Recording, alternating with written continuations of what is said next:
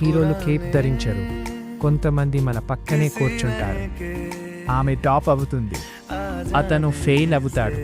కానీ అతను పడిపోతే చూసి నవ్వలేదు. అతన్ని లేపాలని నిర్ణయించుకుంది. రాత్రంతా అతనికి చదివించింది. భయపడకు, మనమిద్దరం కలిసి పాస్ అవుతామంది. ఫలితాలు రోజు వచ్చింది. అతను పాస్ అయ్యాడు, ఆమె మాత్రం ఫెయిల్ అయింది.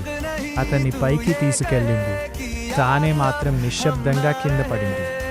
నా వల్ల నువ్వు నీ టైం వృధా చేశావన్నాడు అతను. ఆమె నవ్వుతూతే, వృధా కాదు, నిన్ను మీద పెట్టిన ఇన్వెస్ట్మెంట్ అంది.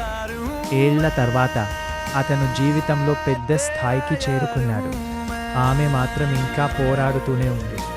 ఒకరోజు ఆమె అతని ఆఫీస్లోకి వచ్చింది. అతను చిరునవ్వుతో అన్నాడు, నువ్వు నాకు భవిష్యత్తు ఇచ్చావు, ఇప్పుడు నేను నీకు తిరిగి ఇవ్వాలి.